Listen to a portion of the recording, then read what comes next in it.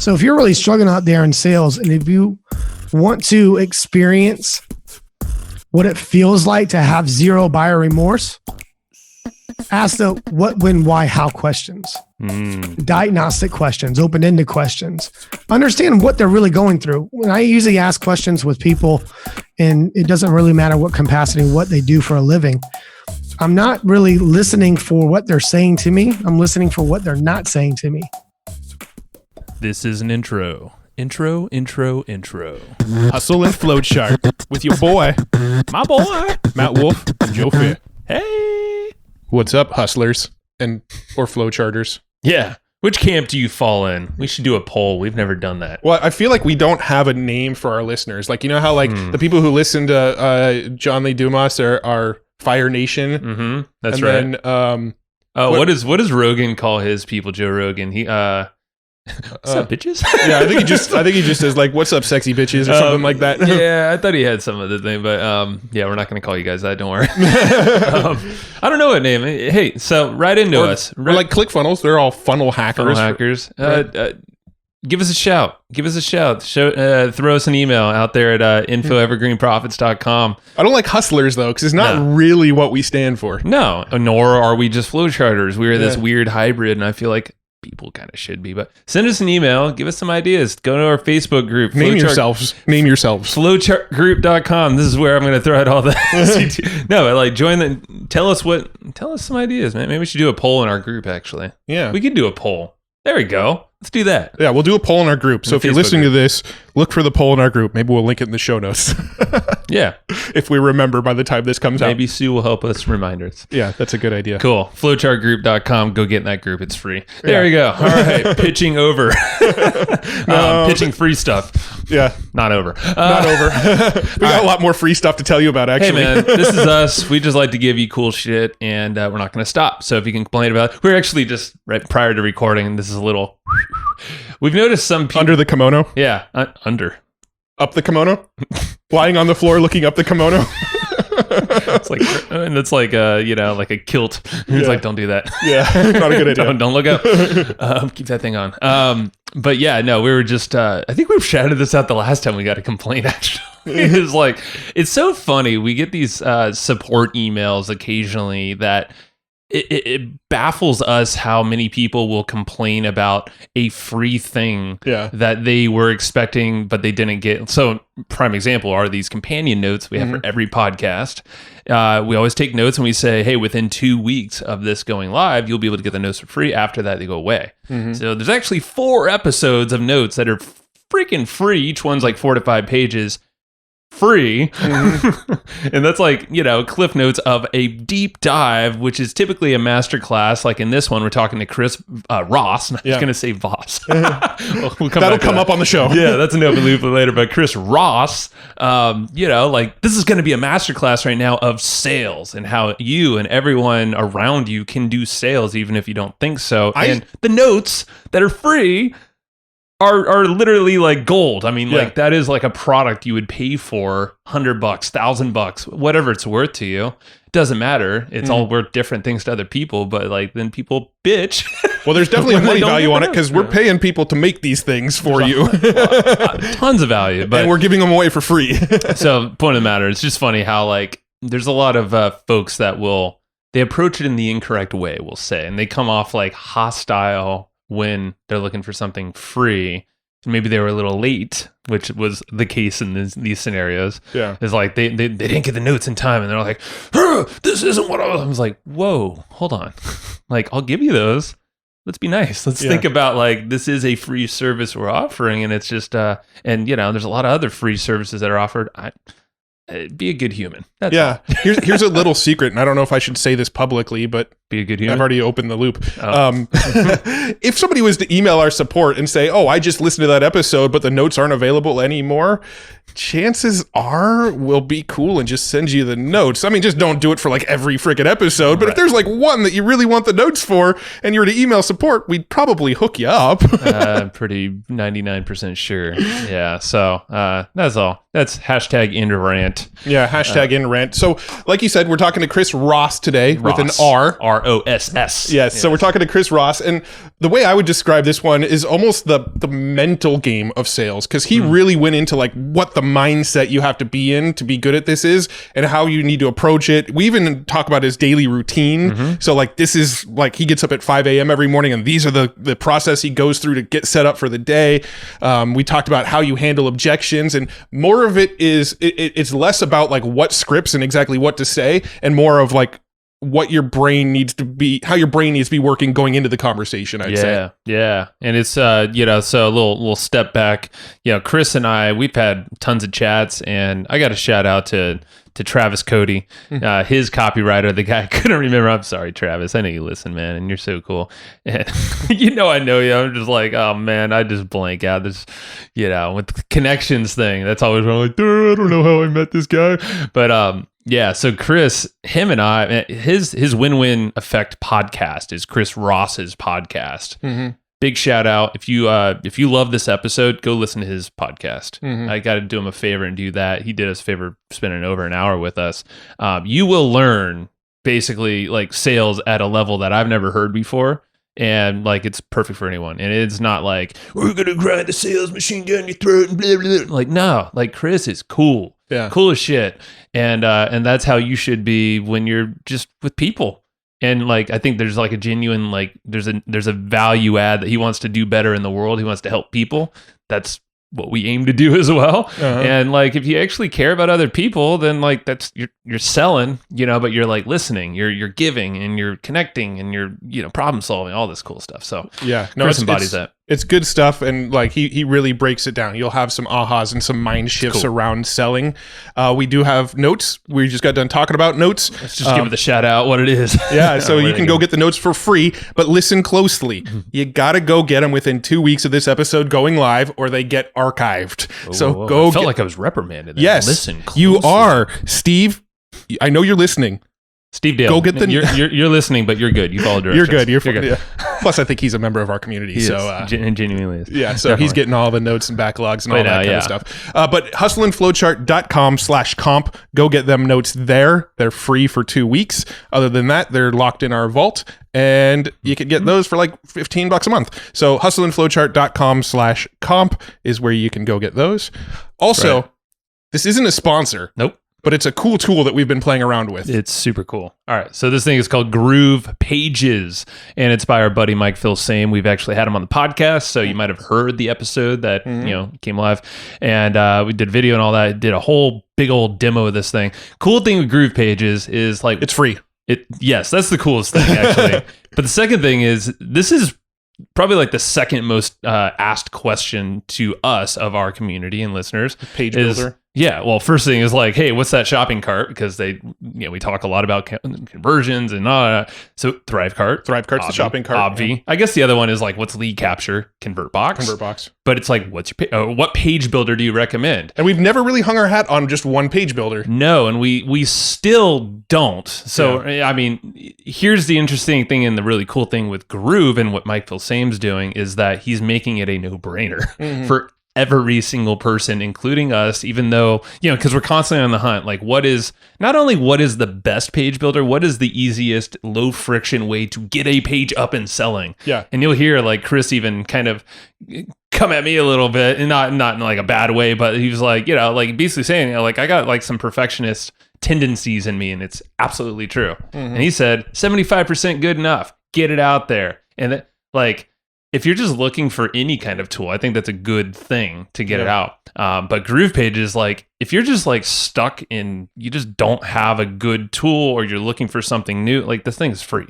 Yeah, I mean, even if you've got one, even if you've got ClickFunnels or Lead Pages or one of the other ones, I mean, they're all good, right? That's why we've never really hung our hat on one, is because we actually kind of like them all.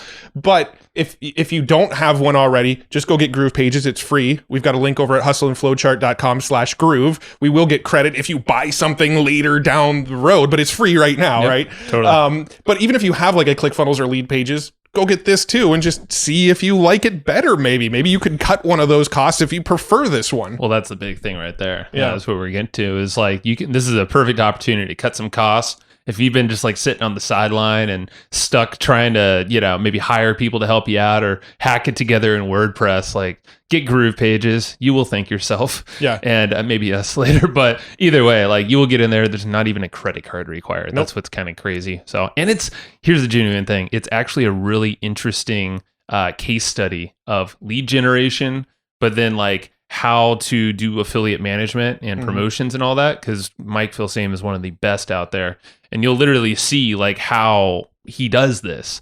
So I would use it as a learning lesson as well. Yeah. And you'll get Groove Pages for free. So hustleandflowchart.com/groove. All right, hustlers. All right, flowcharters. Let's go talk to Chris Voss. Chris, we are recording. How you doing, my friend? Man, I'm always good. You know me. You need ends and why, my friends. What's going on? Love it, man. I wish you were wearing for video. We're staring at each other. You're out in London right now. It's a little past 6, and I always think like it's like going to be like nighttime always in London when we're chatting. Like it's still light there. You're like, bro, it's just like, oh yeah. But then the other usually I like to say that I'm 5 hours ahead of everyone in the state, so at least. And I know that you guys are in West Coast, so it's 8 hours. Mm-hmm. But yeah, it's a little past 6 o'clock in the evening. It doesn't usually get dark until around like right at 9 o'clock. So, wow. Yeah. But then again, I still work U.S. hours because obviously my businesses are in the States. So it doesn't really matter to me what time it is. If it's dark, light out, raining, I'm taking calls, man. Chris is on it. You're also growing that epic beard too. That was the other thing I was going to say. Yeah, I'm getting it down. I'm growing it out. What it is, I'm compensating for the lack of hair on top of my head. The up top. That's right. But it's not all the way gray yet, so we're good. Oh, you're fine. But I do appreciate you having me on the show. Really honored. I really do appreciate it. Thanks, brother. Yeah, no, you and I have chatted numerous times. I don't know, 4 or 5 times or something like that. And we've chatted about your podcast, this show, getting you on here, but then just the really cool sales stuff you're doing, people you're working with, people you're partnering with, companies you're working for. How did you two get connected? I'm always fascinated because Joe seems to know everyone. And so I'm always kind of curious of the origin story of how Joe knows everyone. I believe it was my copywriter. I think you're right. Oh, it was, oh my God. Yes. Omar? No, not Omar. Dear God. Let's see how good his memory is. I'm blanking on Come on, man. I haven't had enough coffee. Travis Cody. Travis Cody. Yeah, he's out of Vegas. He always harasses me. He wants everyone to move to Vegas with him. Yeah. Travis is not going to do that. If I had to move to Vegas, I think I would die. I've been in sales too long. I've been in every sales convention, especially in a trade school type of education field. And, in that type of world, and excuse the voice, and I normally, for the listeners, I don't normally sound like this. I had a steroid shot in my throat because I had some allergies and hay fever and whatnot. So if you're listening to this and you go to listen to something else of mine, be like, that's not him. It's really me, I promise. We hired an impersonator. Right. We got video footage. So the main thing with the trade schools, you're not allowed to make commissions, like making something off the sale or enrollments, they call it. So what they do is I guess you would say an incentive, if you're top of your game and in whatever type of capacity, whatever your field is in admissions, they'll send you to Vegas. So I've been to Vegas more times than I can count. So people go, let's go to Vegas. I'm like, no, I'm good. Yeah, I know. I've been there, seen that, got the t-shirt and sold it. Yeah. Like I like my sleep and I like just calm. Every time I've been to Vegas, it's about 3 days and I'm like, all right, I'm kind of over it now. Yeah, it's a 2-day town. Yeah. 2 days even better. Yeah. 3 days you're already burnt. Yeah, you gotta go. You gotta go. All right, Travis, we love you, man, but and sorry I can't remember your name. Yeah, so that's how we got hooked up here. And I think it was just chatting about podcasts, and then we started riffing. You're just fun to talk with, and it just seems like I know that's going to lead to a really cool podcast here. And I appreciate it, because our conversations went from just picking each other's brain and figuring out how we can both serve each other and your audiences or whatever, and then it went from that to personal to digging in, but that's normal. When you have conversations and you really care about the other person, because you know how it is. You probably have tons of guests, and I love your show, by the way. Thank you. And you have tons of guests that come on, and all they want to do is, of course, you want to serve the audience, but all they want to do is talk about themselves and say, hey, how's it going? But not really listen for the response. So we can get more into that on why it's important in business. Yeah. Oh, we will. I know, because that's a big piece of what you do, man. Well, let's go back. I mean, I know there's a lot of stuff.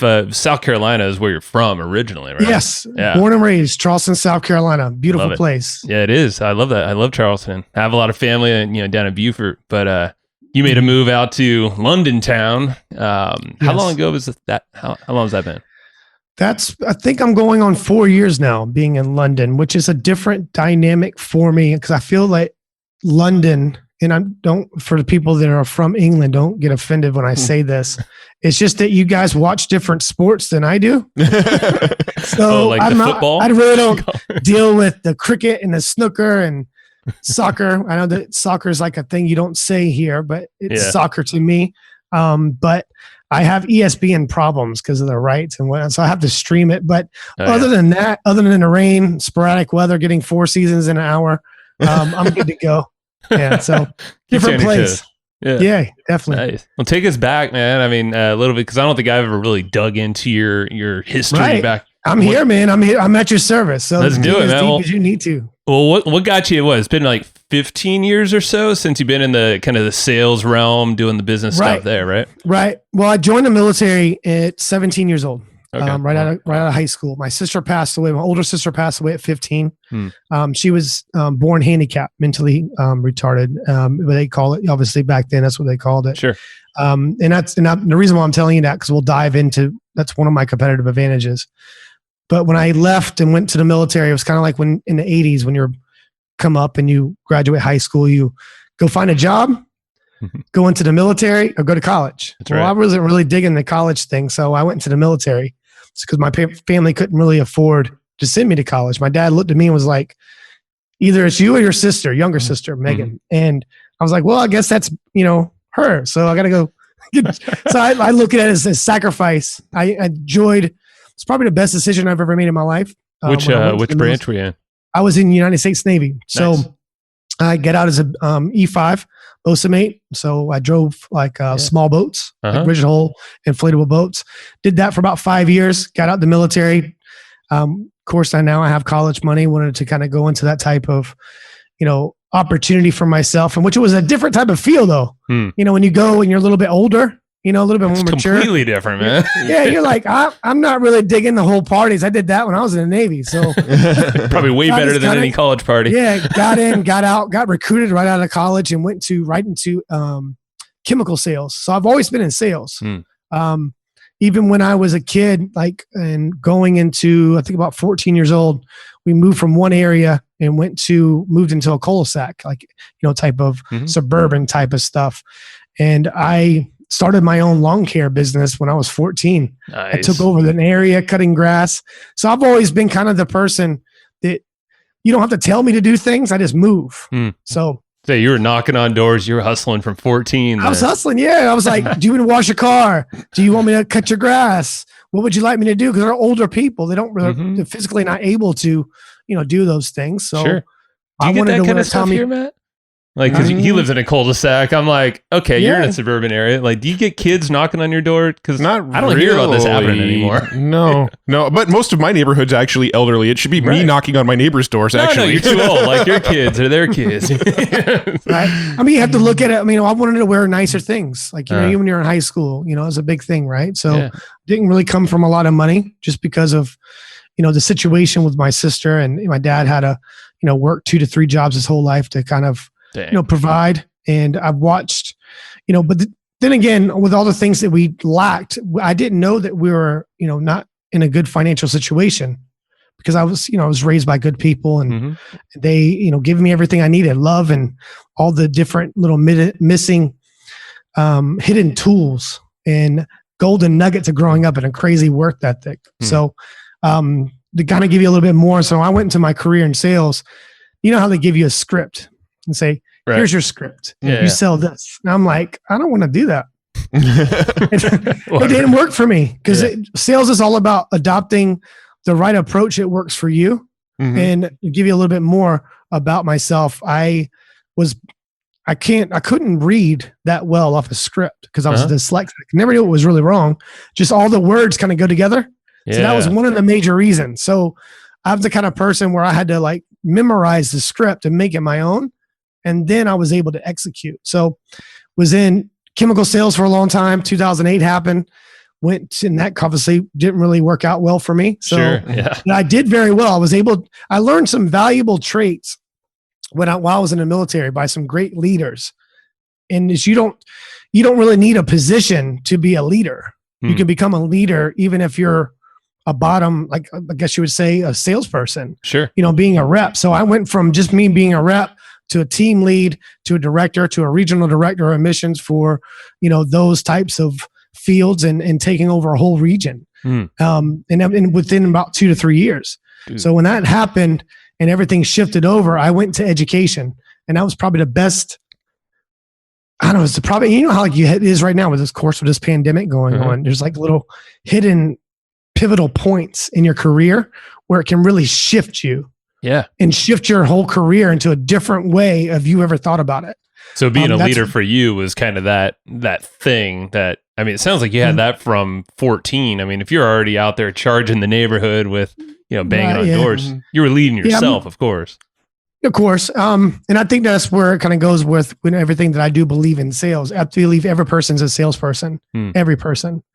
And I meet a lot of entrepreneurs now, and I still do what I do, just in a different capacity. I'm working with companies and corporations and people that, make pretty big deals, but the ones that understand that if you develop enough emotional intelligence, enough understanding of what people say to you and what they don't say to you, you can make a huge impact, especially even on a team. Like, so say for instance, hypothetically speaking, Matt, you and I are on the same team and Joe will be on a different team. But if we have a really good connection and you don't really need to tell me what you're feeling and what you're doing, what do you think is going to happen within our team? Oh, I think we're going to outsell Joe's team. Right. Because I really don't need to explain things to you. Yeah. It's a synergy. It's an understanding. It's an innate kind of bond relationship between you guys. Exactly. Yeah. It's because people don't ever, I don't think that they don't spend enough time on actually knowing what a person is feeling. People don't really have to understand like what I feel. I'm not trying to get into the emotional side, but what I try to do is understand, at least having enough empathy and understand what they're going through. And then I can make the proper adjustments from there. Yeah. And that goes back to, I know you said something, it's the listening, it's the whole, I feel like if you're just on a script, you are waiting for your opportunity to jump to that bullet point that you need. Like playing double dutch. Yeah, it's like playing like jump rope, double dutch. You ever? Yeah. From the South, I would see the kids with the jump ropes, and they're trying horrible at it. I would always fall on my face. Me either. I mean, too. There's actually a video when I was a kid trying to jump rope. That didn't go well. So, but they're only listening for enough to be able to interject their product or service or good, and not asking the what, when, why, how question. Yeah. So if you're really struggling out there in sales, and if you want to experience what it feels like to have zero buyer remorse, ask the what, when, why, how questions, diagnostic questions, open-ended questions. Understand what they're really going through. When I usually ask questions with people, and it doesn't really matter what capacity, what they do for a living, I'm not really listening for what they're saying to me. I'm listening for what they're not saying to me. And you get that by those diagnostic questions. It's not a yes and no question. That's what's nice because, and I learned that from, who is it? Christopher Voss, yes. Never Split the Difference. I love his stuff. And I didn't know who he was until probably like 7 or 8 months ago. No joke. Wow. Just because his name's very similar to mine. Oh, yeah. Very similar. Chris Voss, Chris Ross. So it's only one letter, right? So I didn't know who he was. And I think I was watching something. And you ever seen that masterclass? Oh, yeah. I've seen his. Yeah, it's great. I haven't seen his whole thing. I just saw the advertisement. It said Chris Voss. I guess someone, how like someone just attached, at you or whatever it was. And I guess they typed their name wrong and typed my name on social media. And it says Chris Ross. And I'm like, that's not me. Who is this guy? I was like, FBI. Yeah, that definitely is not me. So, they coming after me? If me? you're listening to this, Chris, love your stuff, man. Love your stuff. Yeah. Love it. We had the pleasure to have him on the show here too. And before that, I read his book, and that was my big takeaway was we're asking questions that they can't answer a yes or a no to, but it opens them up. And, for negotiation, of course, you now have the power because they're just feeding you answers, or your next moves, if you're listening, of course. Right. You got to listen. I've been like this since I was a very young salesperson. There's always been a notepad on my desk. Yeah. When someone's talking, I'm writing down things. Like video doesn't really work well for me when I'm on a discovery type of call. Mm-hmm. Like, I was going to ask about that actually. Yeah, the visual. I like to turn the camera off and be voice to voice because now I'm going to use my senses and I want them to hear me. Yeah. I teach a lot of this with younger salespeople, or maybe some salespeople that have been in the game for 20 years and they think that they need to sell on video. Yeah, doing group calls, trainings, those types of meetings, definitely video. They need to see you as a real person.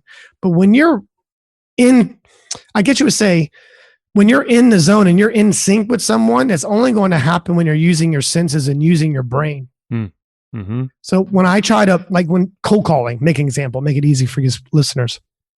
Think about a cold call. You have to call someone out the blue, don't know nothing about them other than their name, email, phone number. Love that stuff. Mm-hmm. When I call, I want to get their attention. That's the first, obviously, objective you have, right? You got to get their attention. Yeah. Like, hey, Joe, what's going on today, man? I'm going to pretend like I know you. Because you're another human being. You're not special. Yeah. I'm not special. It's like, hi, I'm Chris this from information. Yeah. I'm like, Joe, the purpose for my meeting today or the purpose for my call is blah, blah, blah, blah. And then I'm going to dive into where are you at in the world? I'm closing my eyes and I want to use my sense. I'm going to hear what's happening in your background. Is there a car passing? Loud noise? Is it a kid? Does it sound like you're eating out of a bowl? You're eating ice cream? Like, I had no joke, no bullshit. One time I had someone, it sounded like he was taking a bath and I actually called him out. I was like, you taking a bath? It's like, no, I'm taking a this shit. This was years ago, no, man. I was like, are you taking a bath? Are you taking a bubble bath? How old are you? So that's how much you want to be, use your brain and use your senses. And I think you can get my point. Well, it's a very empathetic way of, you're literally putting yourself, hopefully not in the bath with them, but, in the,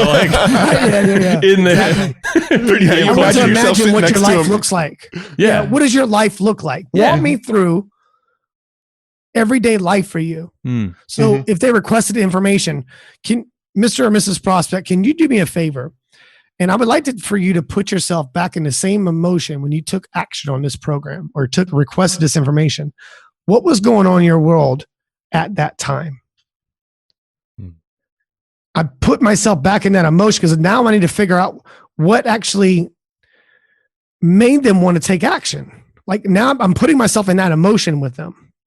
Do you see how that can be powerful? Yeah, what you're doing, it seems like, is you're bringing them back to this anchor point that might have started this journey that they're looking for solutions to, and here you are bringing them back, understanding, but you're also like rewinding the clock in their brains. And then here's Chris along for the whole journey there, and then he's going to set you up with the right next path. Right. So a lot of times when I discover things, I don't really bring it up with them at that time because I don't feel it's best to bring it up at that time. That could be later in the process. Like, Joe, I really do appreciate you sharing that information with me. And it does give me a little bit more insight on, what brought you here. Here's what I would like to do at this time. I frame everything. Salespeople, you can't do that on a script. Right. If you're reading a script and you get to the next question, frame that. I want you to understand that this calls zero judgment, zero issues. I can give a shit. Can I curse? I'm sorry if I said that was a bad thing. I can give a shit what's happened to your life before me. Good, bad, ugly. I'm still going to be able to deal with it with you. Yeah. If you allow me and give me the opportunity to help you. There's people that I've helped and served over the years has given me enough skills and enough understanding on how I can deal with whatever happened. There's nothing that you're going to share with me that perhaps I haven't heard before. And if you do share something with me that I haven't heard, I will bring it up and your name's going to be that objection. So that's right. And because now what I'm trying to do is I'm trying to let them know what's going to happen. Think about perfect example. I hate dentists. Not all dentists. I just hate going to the dentist's office. And it's not about the pain because you numb you up. You don't feel it. Let's be real. Yeah. But it's the aftermath. It's like your mouth's numb and you can't feel anything. It's the drill. It's the glasses. They look at you in the eyes. You know, when you look in the eyes. It's awkward. Who are you? Yeah. Right? Do I look them in the eyes? Do I look down? Do I close my eyes? Oh yeah, we're all dealing with Weird, it. awkward moment. So I hate dentist office. Okay. Yep. So, but think about what happens. What could happen if the dentist office sent you an email prior to your first meeting or whatever meeting? Here's what's going to happen. And if you tell me what's going to happen, there's a good chance I'm not going to get hit with a surprise. Yeah. So now I'm a little bit more open to come in and have a conversation or come into the dentist office because I know exactly what's going to happen. Like, hey man, this wasn't on the brochure. This wasn't in an email. Clients, prospects, whatever capacity. I don't give a shit if you're in mom and pop shop, you're selling a t-shirt, popsicle, you're selling $100 million business. They want to know what's going to happen and they don't want any surprises. So basically it sounds like obviously the framing is most important right from the very beginning. Before even the thing. So are you essentially getting on a call with them and then like right in the beginning of the call saying, look, I got something to sell, but let's get to that in a minute? Or is it you're no longer, kind of. I try to take the power away from them. You can't buy what I'm selling until I properly qualify you for that product or service or good. Gotcha. You can request the information. Doesn't entitle you to, you're able to make that type of decision on your own because perhaps that's probably what's brought you here with me is you made poor choices and bad decisions. So can you walk me through some of the decision-making? What's your decision-making process? Walk me through that. Once I kind of understand your decision-making process, I can start understanding where can I make the proper adjustments for me to make more of an impact with you? Because if I make an impact with somebody with taking the element of them buying a product or service or good out of it, it's going to do what with me? It's going to connect me with them. Immediately. Yeah. Now they're like, damn, this guy knows his shit. This guy is not just listening to me, he's hearing me. He's hearing my frustration. He's feeling my pain. But most importantly, I'm not going to do it and be vulnerable with them and, hey, it's okay, your life sucks. No, listen, Joe, you made this decision. Here's what the repercussion. Here's your consequence. You need to hold yourself accountable to that. I can't do it for you. Here's what I can do for you. Grab a pen and piece of paper. And they're like, okay. And but I don't need to tell them I'm the authority figure or the positioning's a big thing. And Matt touched on that. But you want to position yourself. I don't position myself because I'm telling you who I am. You're going to know who I am with what I'm saying to you. Yep. You ever seen, what is it, Michael Clayton, that movie? Wait, what's the movie? Michael Clayton has, what is his name? George Clooney. He's like a lawyer. He's the one that comes in. The name of the movie is Michael Clayton? I don't think I've ever heard of it. I think so. He comes in and he's the person that just fixes problems. Okay. That's before I'm able to fix your problem, I need to diagnose the problem. I mean, think about going to a doctor. I do the same thing a doctor does. I give you I diagnose the problem. I figure out maybe here's some symptoms, here's some things that maybe we could potentially work on. But in order for you to buy X, Y, Z, I'm going to need to do this with you to get you ready. Yeah. Yeah. Are you willing to meet me halfway? Because I'm more than willing to help you, but I can't help someone that doesn't want to help themselves. Sure. So it sounds like it's that intro part of the conversation, whatever that part of the relationship really is. Right from the beginning. Yeah. Right. That's the how, what, when, what? How, what, when, what? How, what, when, why, how? Oh, why was in there? Yeah. But I'm hitting them with that how at the end of it again, because it's a second how. Well, how would you go about doing it differently?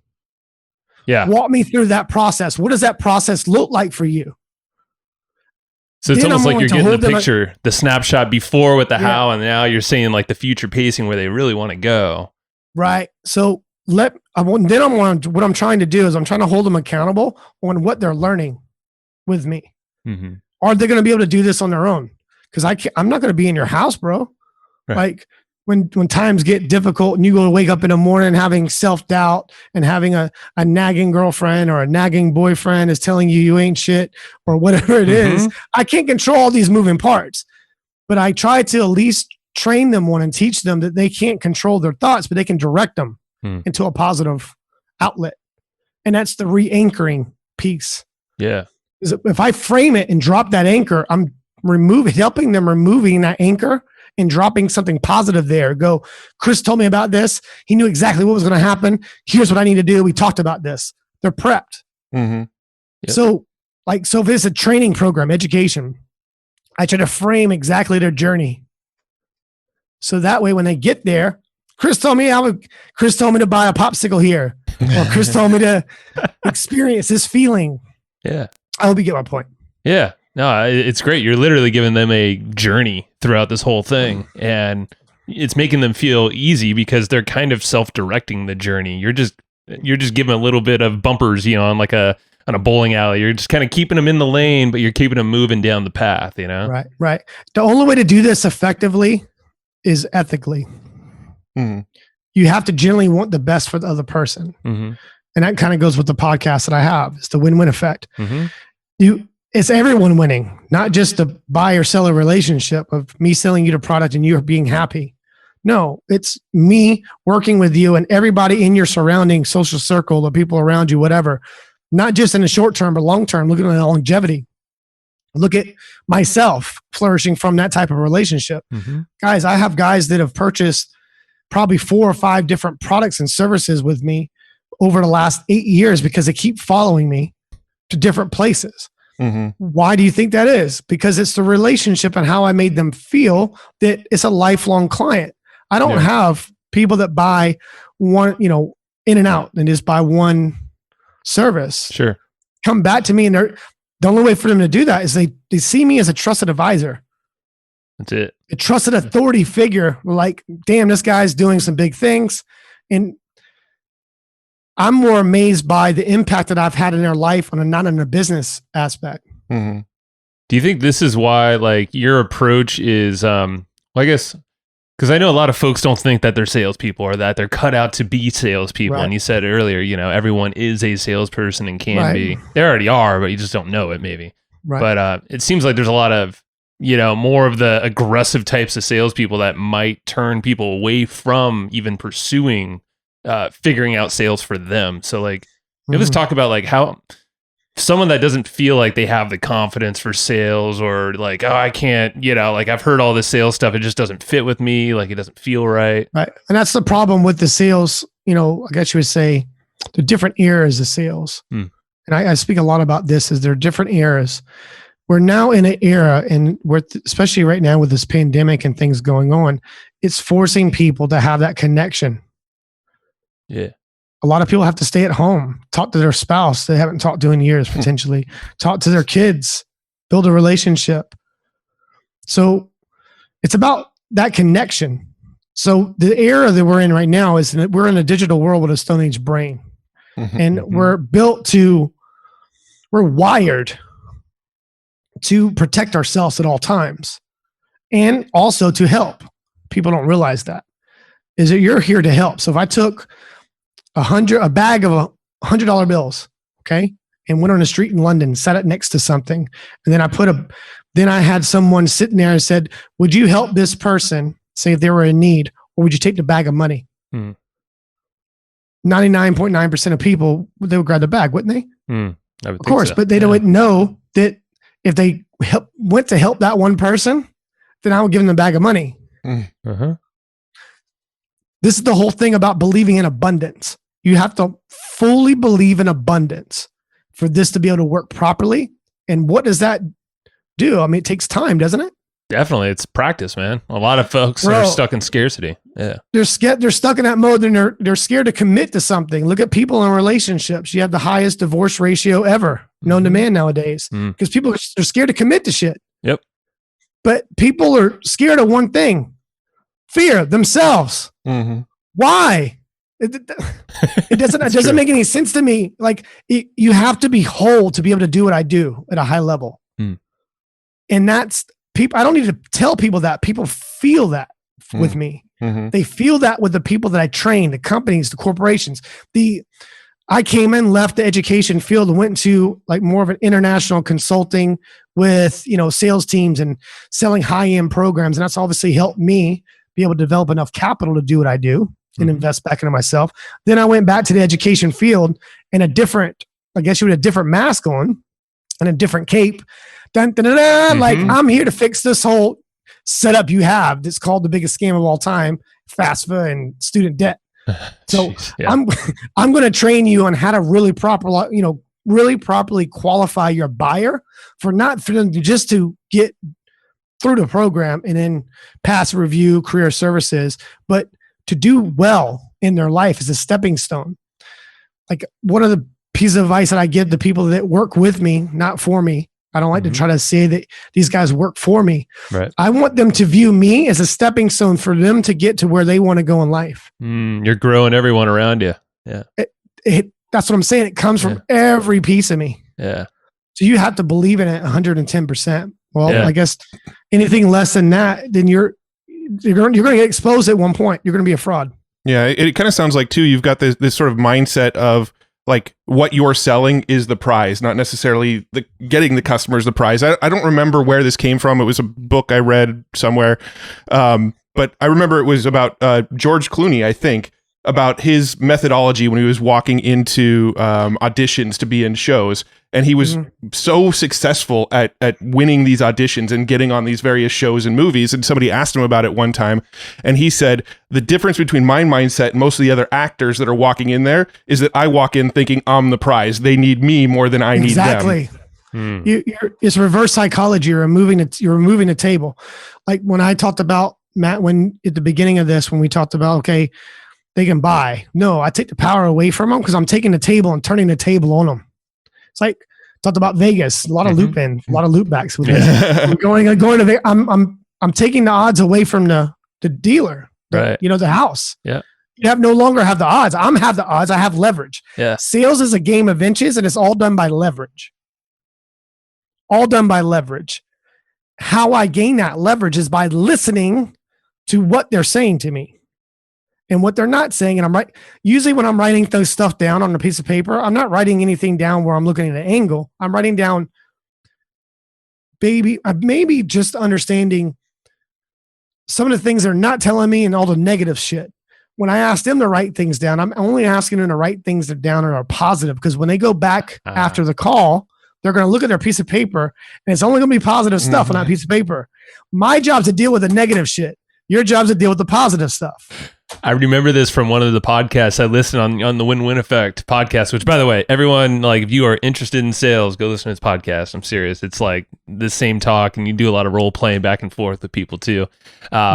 But there was something, that stuck out with me. I remember now. You just reminded me. It's like, you tell them to have a pen and paper in front of them, but you are going to direct them on what to write down on that paper. Right. They're not there to take notes. It's you're anchoring in these good emotions. And I haven't heard about, I didn't hear your side of the coin of what you write down, but you're writing the negative stuff, maybe the stuff that they're not saying that you're like, okay, well, that's something I should probably bring up here. When I made the dedication to become 1% better each and every day of my life, that's a hard decision and a hard commitment for yourself. I think I shared with you the spreadsheet that I use for even my personal life. Right. So, and I hold myself accountable to that because I'm more of I like to strategize. This is what I do. I'm very methodical. Like, I don't just do things to do it. I do it for a purpose because it serves a purpose for me getting to a target or a goal. Okay. So when I made that commitment to become 1% better each and every day, it was for myself. It had nothing to do with me perfecting my craft or me trying to, have a better quality of life. It had everything to do with how I felt about myself. And it comes in it, and that's where it comes from, my competitive advantage. And I'll touch more about that. But when I look at these notes and I'm writing down all these negative things and me realigning that, I'm going to go back and I tell my clients, this goes with the CEOs that I work with. Listen, what I'm going to do at this time, now that I've learned a lot on this phone call. I've learned a lot in this encounter with you. But what did you learn? Like, what are some things that you're going to work on? Where would you go with that? What are you going to do after you reflect on this? I'll tell you exactly what I would like for you to do and propose, but what do you think you need to do? And then they'll tell me, and then I'm going to correct that if it needs to be corrected. And then I'll say, look, you're doing this. I'm doing this. We're going to meet back for this next meeting. How exciting is that? Because I'm going to spend 15 to 20 minutes digging into this recording, listening to where I'm potentially missing an opportunity, or could maybe enhance your overall experience within this system or this journey. And then I'm going to try to tie in an angle to where I can make more of an impact with you right at the beginning of the call. That's indirectly telling them that I care more about them than I care about the sale.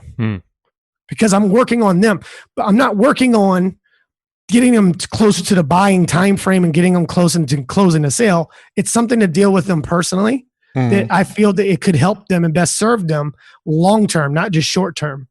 So when I'm doing that, it takes a lot of time and effort.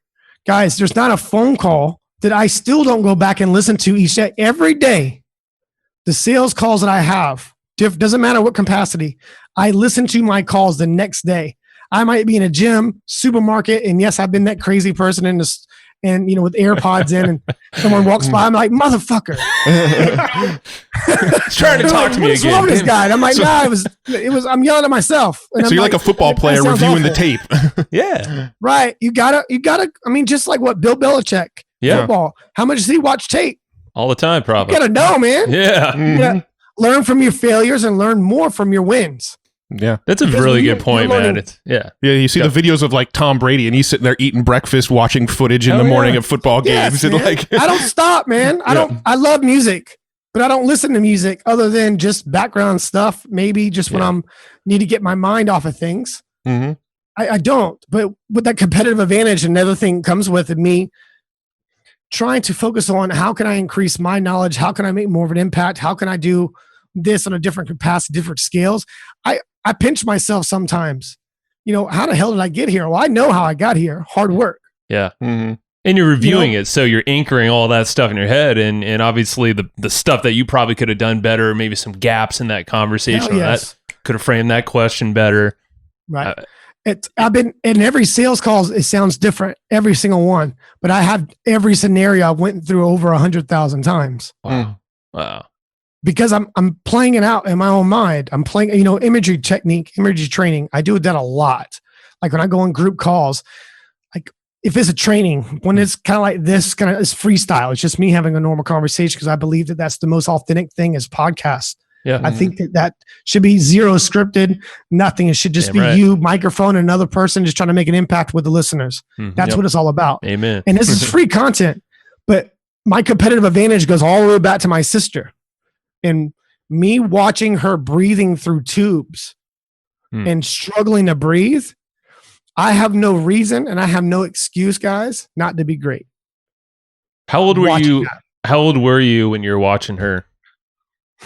She was only older. supposed to make it to 4 years old.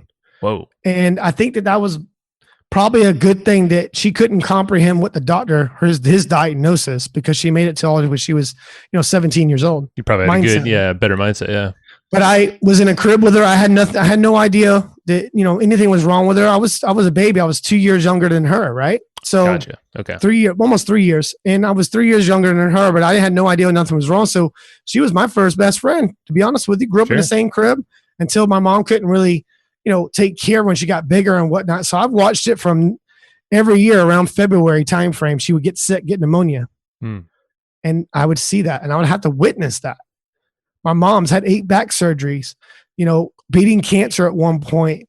I watched my dad work his ass off his whole life, and he had to sacrifice all the things that he wanted to do in life just to be able to put food on the table and provide because he had a family. So you can learn a lot from just paying attention to your surroundings. Like when you realize I went to a Tony Robbins event, I think it changed my life about 8 years ago. Really? Changed my life. Bro, I walked in there. I knew who Tony Robbins was, of course. Who doesn't on the planet? Yeah. But I didn't know the intensity of what he was bringing to the damn table. What is it? Unleash the power within. Yeah. Man, I walked in there, bro. These guys are like doing like freaking, I don't know, shooting water bottles up in the air, throwing t-shirts, like walking they're on fire. Wave, bro. I was like, I don't do drugs or drink, so I don't know what the hell's happening here. I didn't sign up for this. Yeah. So, and that's all about just changing your emotional states. And I realized there was one key thing that I learned. Well, 2 actually, was when I realized that life wasn't happening to me, it was happening for me for a reason. And that I felt that before, but hearing it coming from someone of that type of authority figure, And one, he's that fucking massive. I don't know if you've ever He's met huge. this guy. I haven't met him He's first. huge. I've never met him in person, but I've seen him in person. Yeah. And Tony, if you're listening to this, love to have you on the show, man. Get him on. Same here. You changed my life with this. The next thing he did is I've always been had a lot of pride of saying I can break through people's emotional bullshit pretty quickly. And breaking through the layers and getting to the core and the root of a problem. But man, when you watch someone like him do it like that with like ease, like it's like a hot knife cutting through butter. And it's quick too. I know he's fast. Man,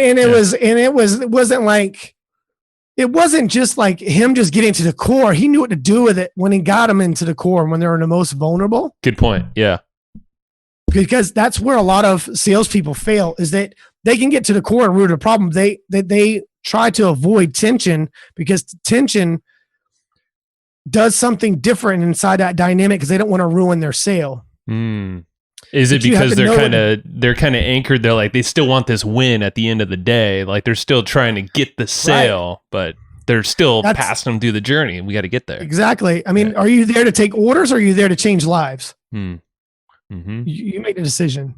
That's true, man. Because like if you're opening them up that much, now you have a trusted advisor, hopefully in you or the salesperson speaking to that person. And if you don't know what to do with them and lead them down the right path after that, then I mean, who knows where you're taking that person then? Could be bad. What do you think the lifetime value of a customer is for me? Oh, shoot. I know it's high. Really high. I mean, you have to look at the multiple different types of opportunities. Some of these guys make just as much money, if not more money than I do a year. You know, and it's not about getting on here and be like, yeah, I made 8 figures and I've done this and I've done. No, it's about how many people I've served and I've helped. Because it's not about the money. Money will come if you dedicate the time and effort into mastering your own self first. Yeah.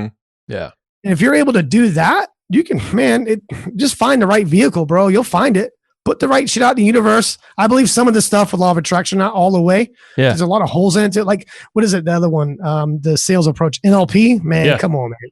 There's a lot of holes in that shit. Like, what are some holes in there? I'm curious. Yeah. It's the follow through.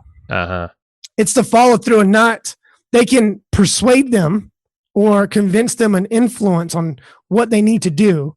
But there's zero follow through and follow up on the back end of making sure they're doing the right things for the person. Gotcha. Okay. So there's like kind of lead up, but there's no follow through at the end. I mean, I've studied it. I mean, that's where I think I made a huge shift is when that was 8 years ago. I went to that event. It wasn't just that one event. It changed everything. I think it was just a spiral of events that kind of chain reaction to a lot of things that I was already doing myself. Sure. Because when I hit that, I was, at the time I was a regional. I had 4 different campuses I was taking over and I was going in, hiring and firing sales teams. I was like, man, I can make a shit ton of money doing this shit by myself. I just didn't know how. And another thing I didn't have was capital. That helps. Right. I had the confidence. I had the skill. I just needed to be polished up a little bit. And so I started reaching out to some maybe people that have made that type of money before. And then I've realized that I never learned like something from like a specific thing from someone. It was just like, I look for explicit knowledge so I can take that explicit knowledge and apply it. Bam. Yeah. You're kind of picking and choosing and then, applying what fits. I don't like reading a whole book. I've read a lot of books, but I don't like to take in all that bullshit information that you're giving me to sell the book. I get it. I don't want to listen to it. So I'll pick out what I like and then I dedicate my time and seeing how I can implement that. Yeah, that's the worst when you get a book and the first like 3 chapters are telling you why you should read the book. I'm like, yeah, man, I've already bought it. Shut the fuck up. Like, tell me what is this? Trying to resell me so I don't return the book to Barnes and Noble or Amazon. Come on, who does that? I'll tell you what book is actually good. And I'm listening to it. I mentioned before, I was just like reading it on a thing that kind of goes together on me. So it just takes me longer to get through it. Yep. So Curtis Jackson, 50 Cent. He's got a book out. Man, that's a great book. I'm What's like halfway through it. Just curious. Maybe it's just called that. I don't know. One of the co-host of my show, Wes Bays. Yeah. He was like, man, you should listen to this book. It's a really good book. And I'm like, what is it about? And he's like, it's just different personas. He had to make the 50 Cent type of version of himself to be able to deal with what he needed to deal with to be successful. The Curtis Jackson's different. I always loved that. There's we have oh my God, it's the alter ego effect. Todd Herman. Todd Herman. If you'd probably like that too. He's been on the show, and same idea. He's kind of chatting about different celebrities and breaking them open, like, Beyonce or, and Sasha Fierce. Like, that was her stage name for a while because she needed in, but then she graduated to Beyonce. She's like, I don't need Sasha Fierce anymore. I'm confident on stage. I'm me now. But I remember reading the 50th Law, which was Curtis Jackson with Robert Greene, who wrote the 48 Laws of Power. That was really, really good as well. Sort of some similar concepts. Nice. Yeah. I'll check that book out. There's a couple different books out there. It talks a lot about that. I believe in some of it. How do I put this? Like, there's a daily routine I work on to get myself ready to serve, right? I mean, I can't just wake up in the morning and be like, hey, I'm Chris Voss. Here we go. I'm going to, come on, man. I thought you were that good. Let's do that. Master of my own emotions. I'm going to make an impact with all these people. Hell no, man. It's the biggest battle I win every day is at 5 a.m. when I wake up. So walk us through that. That was one of the things I wrote down. I know the 1% a day method you go through. It's very, the spreadsheet. It's like you have different categories and all that. Yeah, I'm just the kind of person where I like to try. I'm very methodical. And what works for me isn't potentially going to work for everybody. I like to see it because I'm more of a visual type of person.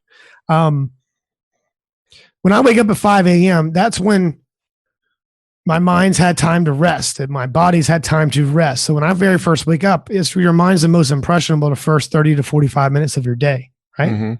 So the first thing I need to do is kind of like going to like a tub or a body of water. You got to pull the plug and dump all the bullshit out, right? So whatever baggage or whatever I did that morning or that night or whatever's happened to me, I need to release all the pressure and release everything out of me and clear my own mind. So it's mind, body, spirit. Mind, body, get yourself into a sweat, not work out. That working out's later, but just getting yourself to a sweat and stretch out, breathing, exercising, whatever you're trying to do to clear out your mechanism, clear out your mind. Then you pray. Then I go into my critical thinking. Critical thinking changes for a lot of people. For myself, I get the best work done in the shower. The shower, I get the most thoughts. I see that you have notepads. I have notepads everywhere in my house, man. I have an audio recorder. Like, those little, people laugh at me all the time, and I have those little dictator phone thing.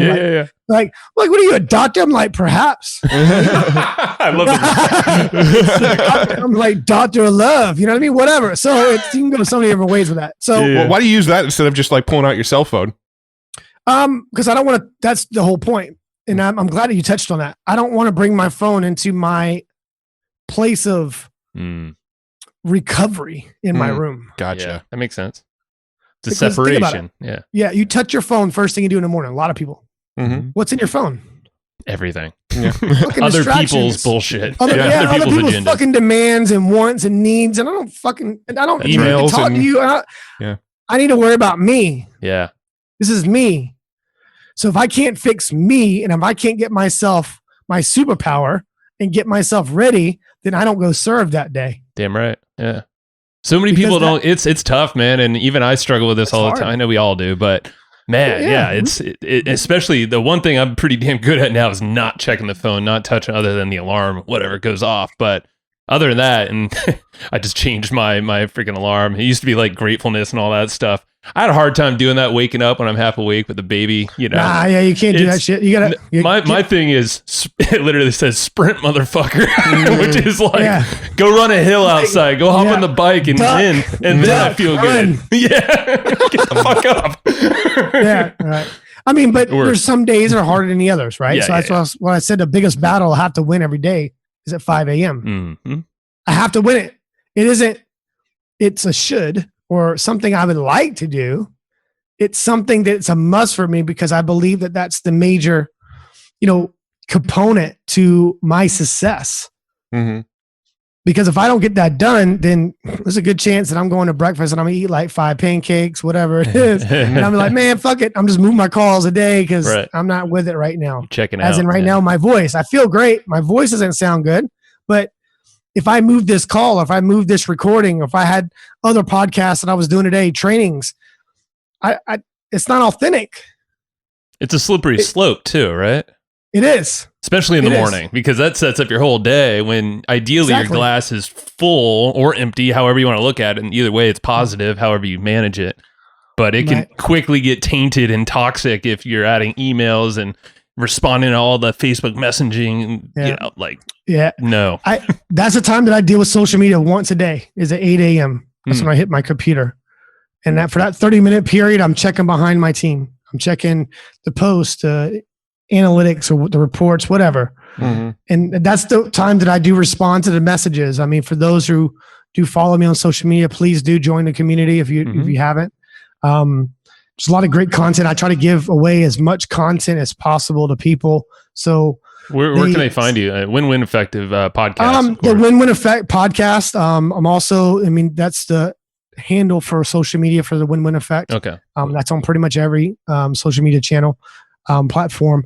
For myself, I went with the whole sales thing. This is Chris Voss because I had the most common name ever in America. Hey, at least you got this is though, or yeah, the real. This is. Well, I went with that because it went with my sales because that's how I introduce myself to people. This is Chris Voss. So, got it. So that's the whole behind it. But I did win the battle of getting my handle for Instagram. So it is Chris Voss. So damn, look at you.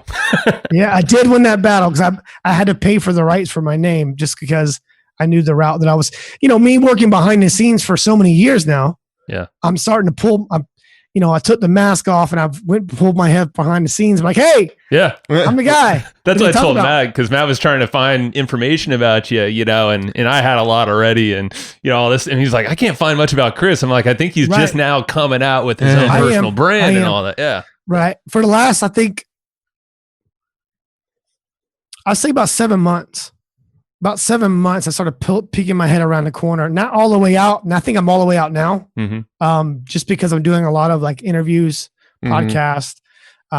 You are.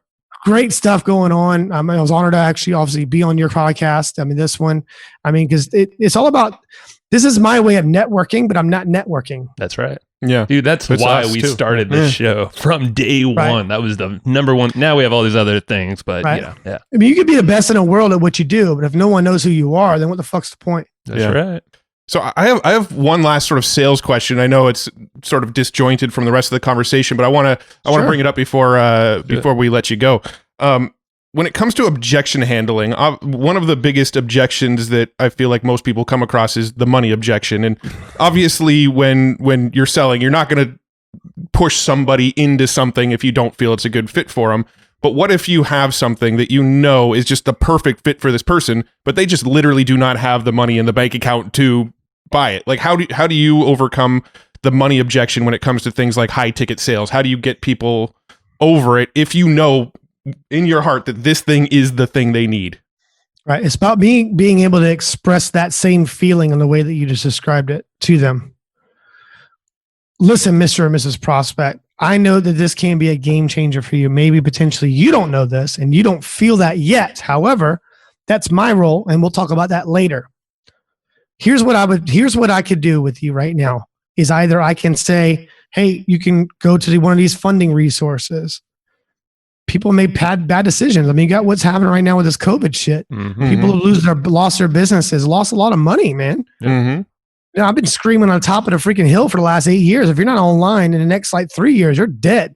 So I'm not saying that I was smart. I've just had the right people telling me the same shit. So, to get back to your question, what I try to do is I try to address that pretty much at the beginning, that very first encounter. I don't know what's happened to you in your life, in your finances. Maybe potentially you've made some poor decisions. Maybe you got tied into the wrong people and it took your money and got scammed. I deal with a lot of this shit, especially in that type of a high ticket program, because that's drove me to build the companies that I built. Being ethical accredited, it goes with everything I have. Yep. So I try to address that at the beginning. I say, Mr. and Mrs. Prospect, listen, there will be a time in this type of program. There will be a time in this type of situation or journey together that you're going to say, hey, I think I might want to look into, making myself a little bit more flexible financially. If I am recommended for this program, remember I talked about that Take It Away? It's a recommendation process. So it goes with everything that I teach. So I say, listen, what I would do in your type of situation, we're always going to need capital. You can't start a freaking hot dog stand without capital. Mm-hmm. Let's be real. I love hot dog stands. That's the next thing I'm gonna do in London because there's 0 hot dogs. Abomination. No hot dogs. Yeah, in it's like, what the fuck is going on? Where's the hot dog, man? So it's like, give me a hot dog. So you go to that type of conversation. That's a tough conversation with people. Yeah. But here's what I would do in your situation. Think about if you got through towards the end and I did recommend you for something and you weren't able to come up with the right amount of capital or the financial funds to position yourself or to take action if you're recommended, how would that make you feel if you couldn't do it? Well, I would feel like shit. I would definitely like, man, I just wasted my time because I don't want you to go through this whole journey with me and invest all the time because time is the only non-renewable resource you have in life. Mm-hmm. You can't get back that time. Nothing. Every second it goes by. So in investing my time with you, I need to make sure that I'm going to be taken care of as well. My assistants, my staff, my support, they're there to help you and guide you. They're there to assist me. My role is to assist you. Different dynamic. So if you got to that type of decision and I presented that type of program and that solution that could potentially change your life, not just financially, spiritually, mentally, physically. People, I say that, they're like, physically, what the fuck? I'm like, dude, you create more time for yourself. You're going to become a little bit more healthy. Damn right you will. You start making a little bit more coin, a little bit more financial worth. You'll be like, shit, I can do things I want to do. Mm-hmm. So I should have jumped way ahead of that to answer your question, Matt. Way ahead of that. Because here's the worst thing can ever happen.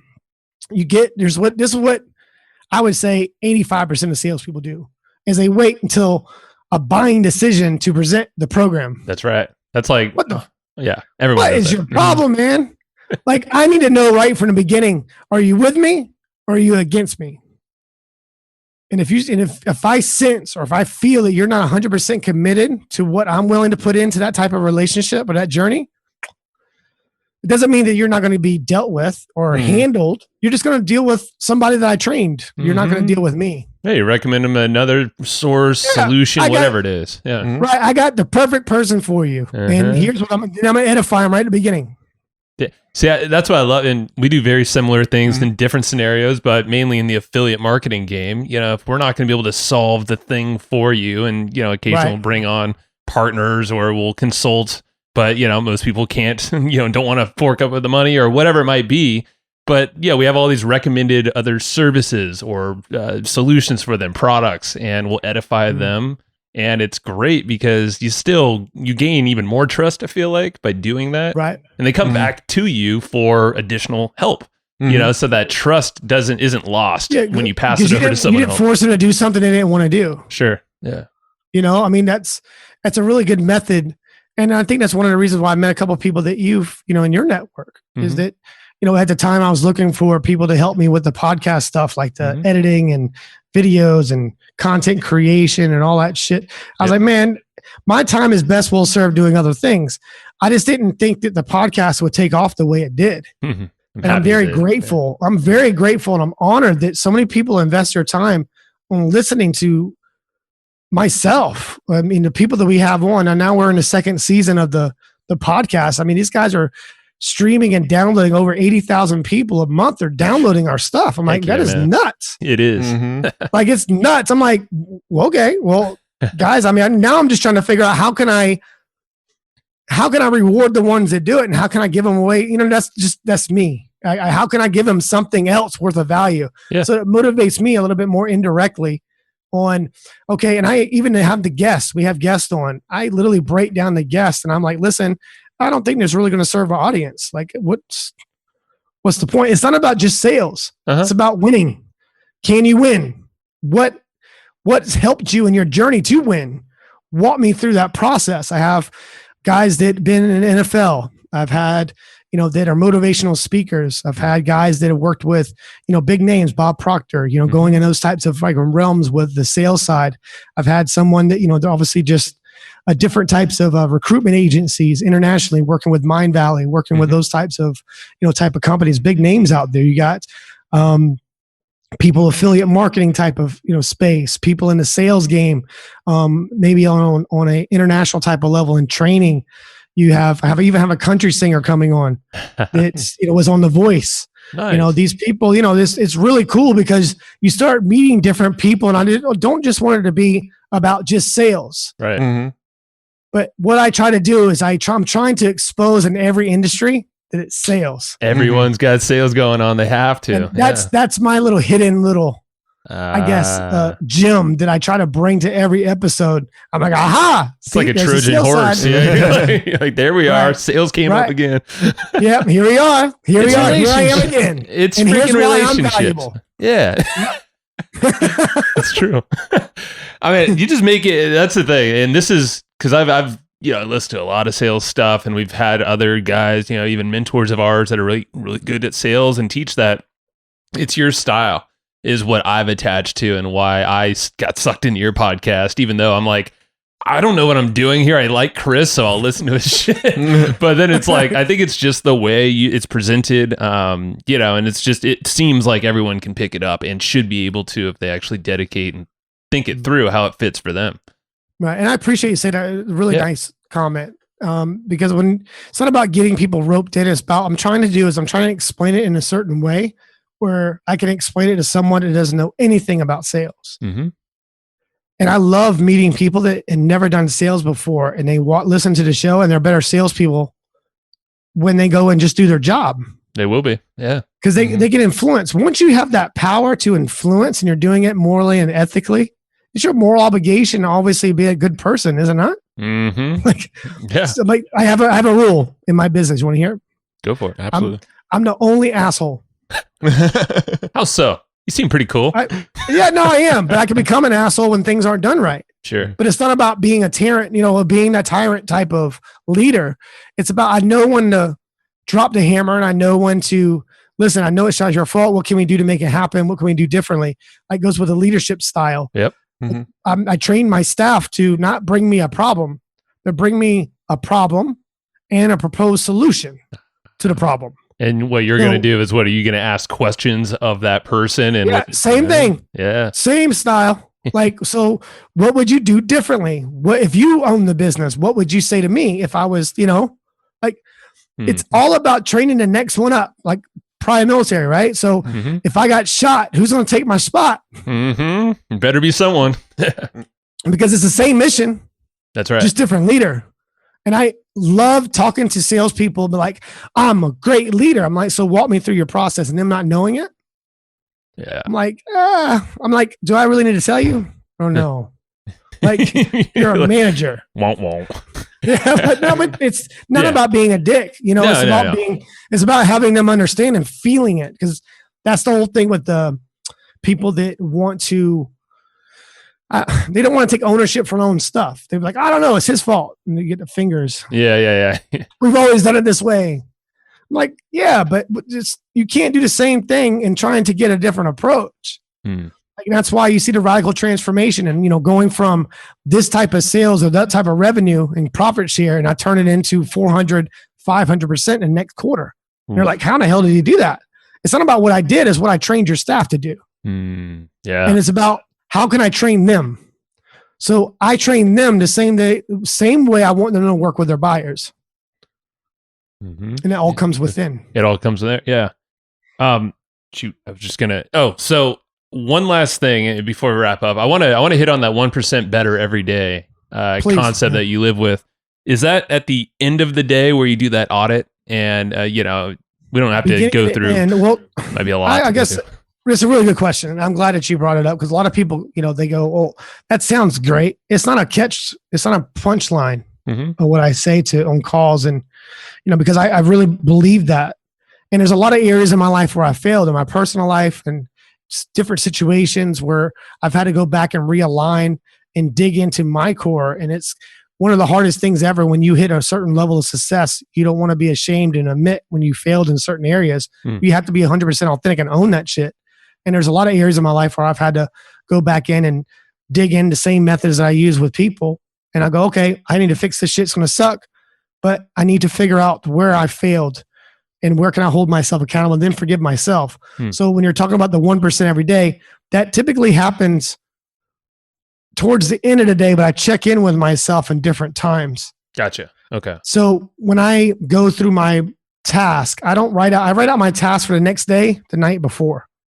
So the first thing that I see after mind, body, spirit, critical thinking, walking out of my sanctuary, I guess you would call it, in my room, it's like me walking into a 12-round fight.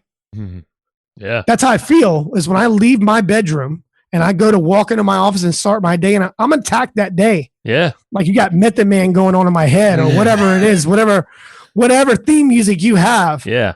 Like that shit's playing in my head and I'm coming out hot. And the first thing I do when I walk in my office, I got boards all in my office, like whiteboards, other than the screens over here. Yeah. I got whiteboards, and those whiteboards just four tasks. Boop, boop, boop, boop. And there's personal, business. Here's the things that I need to get done, top, all the way down to 4, and everything else is on the next page. And that's how I'm able to become 1% better every day. Is I look at it every day. So if I don't hit, so here's how you break it down and measuring and reassessing at the end of the day, and you don't hit your goals or hit your targets. Yeah. So these are targets. That's not a goal. Target. It's part of the path. Yeah. Just part of it. If I don't hit that task, how do I need to measure and reassess and get to the same outcome?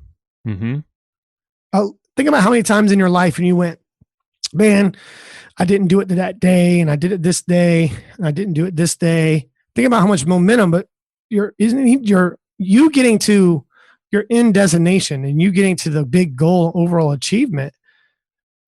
It's not about you just getting there. I want to blow right past that shit. That goal is always going to keep changing because I'm still involved. I'm growing. I'm never going to catch that damn thing. That's right. It's always going to get bigger and bigger and bigger. So it's like a never ending cycle. But if you don't do it every day, are you still going to get to that target? You'll end up in BFE somewhere because you got the wrong coordinates. Yep. It's like a heat-seeking missile, man. You got to move, bro. So I say a lot, and I say it a lot because it's like more of an indication for me to put myself in that place. It's like every day ends in Y, because it's true. I got to be moving, guys. Like, if that day ends in Y, I'm moving. Yeah. So there's no days off. It doesn't sound great, but I don't turn. That's what happens with we're all entrepreneurs. We think about this. Like, I don't just not think about business when it hits Sunday. Right. That's not how we're wired. That's not how we work. Nah, man. It's not because that's what kills me about people that corporate America, they're usually shutting their brains off on Thursday, and then they don't see themselves until Tuesday. Well, they come back Monday, but they're not really there. They're not there. They're in a fuzz from whatever the football game was on Sunday. I mean, they're out there partying and popping bottles of champagne and like they won the Super Bowl. But like, what are you really celebrating? That your life sucks? Like, what's the whole point? Yeah, is this the end? It better not be. Right. I'm like, not really cool. But I do appreciate you touching on that because a lot of people don't understand. It's the dedication and the hard work that comes behind that piece. Yeah. No, it's huge, man. And honestly, I've done your spreadsheet. I fell off it a bit. So it's like, I'm working through it. I got my, But how does it make you feel when you look at the times that you fell off? What happened in your life? Well, that's the thing. Yeah. Something derails and I don't like that. It's not a good feeling, but when you're measuring or when I'm measuring, and doing the routines, like, cause I have my own morning thing and it's very similar.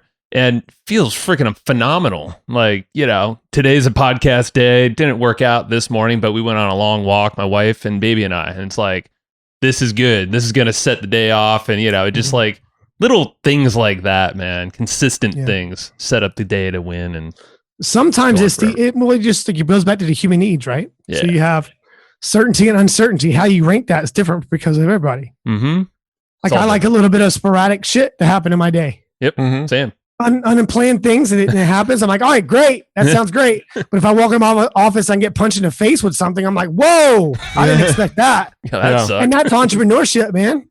Yeah. Because there's certain days, man, I'll come in and have a plan and that plan goes right out the window. See, those are the days where I'm just like, damn it. Yeah, that's what gets me. But, being consistent and doing the audits and check-ins and helps minimize that greatly. Do you like to use your humor with that? Because I use my humor when I have those off days like that. I'm like, man, I didn't expect that shit to happen. I can. It depends. Sometimes my wife has to sometimes reframe me because sometimes I get a little short and I'm like, damn it.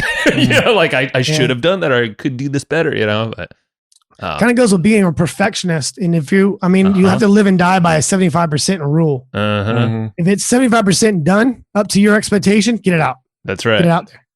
That's a personal struggle of mine. You nailed that one, man. It's the perfectionist. It's a never-ending cycle, man, because you're never going to perfect anything. That's right. Like there's going to be somebody listening to this podcast. Like I was listening to the, sales tapes from years ago. And I was, remember the cassette tapes? Oh yeah. I used to listen to these tapes, man. I'm like, I could never get it done. I'm like, I understand the methods, spin and all these different methods and techniques, but I used to listen to this. There's some kid or somebody listening to these podcasts. And that's how I feel about podcasts. Someone's listening. I don't know who it is. And I'll probably never meet him. And it's going to be 10, 20 years down the road. And he's going to bring up my name. Mm-hmm. It's true. That's why I do what I do. Love it. On that note, I think we wrap because that's amazing, man. That's why we're all here doing this podcast thing. That's why we're giving every day. That's why we're improving ourselves every day. So thanks for spending the time with us, brother. And man, it was time well invested. I've been looking forward to this. And I know that there's guys, if you want to learn more about me, I'm easy to find. Just yell out the window, Chris Voss, you'll find me. But other than that, you might get Chris Voss, but sorry. Yeah. And Chris Voss, if you're ever listening to this, man, I would love to have you on the show. And I'll hook you up, man. I got the end. I can make that. I love it, man. I've actually watched his stuff. I was like, holy shit, this guy's great. I was like, you take one letter off the last name, we're the same. But I'm just like, that might be how I introduce you guys. Is this your doppelganger? No, I thought it was great. It's just his way of his tonality and his delivery. That was beautiful. It is beautiful. Yeah, absolutely. Well, TCR Consulting Agency.com or what's TCR Consulting Agency.com. Nice. ChrisRossOfficial.com.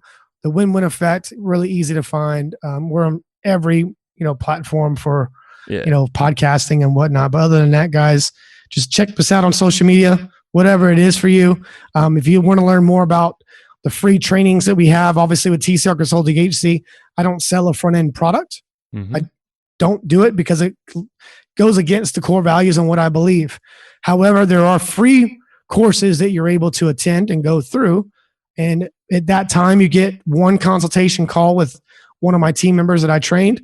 And what they're there to do is the same type of approach that I went through at the very beginning of this podcast. And I went through and how to qualify, and they'll point you in the right direction, kind of like what Joe was talking about, pointing in the right direction, different companies that maybe it could be the right spot for you, because the stuff that we've built and I've developed over the years, it's going to take some hard work and dedication. If you're not ready to be successful, we don't want you around you, but I'll still help you. Mm-hmm. Yeah. That's why the podcast exists, all that free training. So that's right. We'll link all those resources up in the show notes for anybody listening. And if you grab the companion notes, they'll be there too. So everybody will know where to go to find more. Right. Bam. Dude, I love the shirt, by the way. Yeah, you see that? We'll send you one. Yeah, we got to get one out.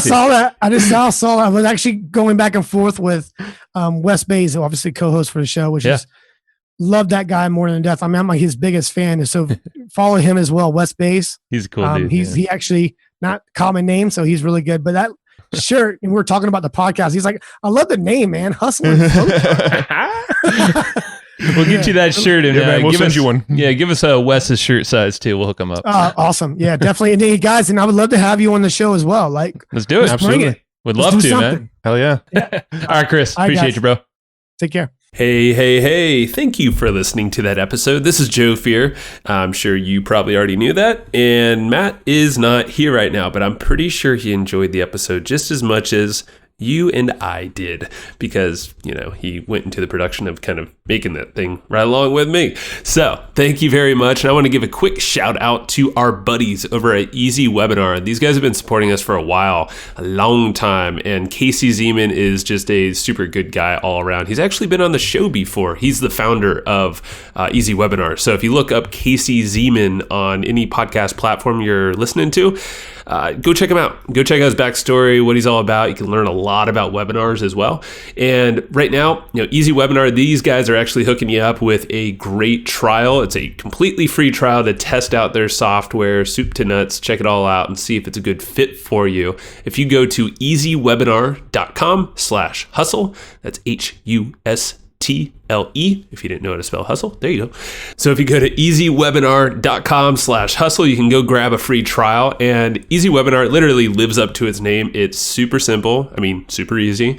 And it does all the stuff that you're looking for in any kind of thing with webinars. I mean, they literally cover every single type of webinar you possibly can do. So from live to automated to scheduled at specific times and all these crazy features in between. Can't even list them all out.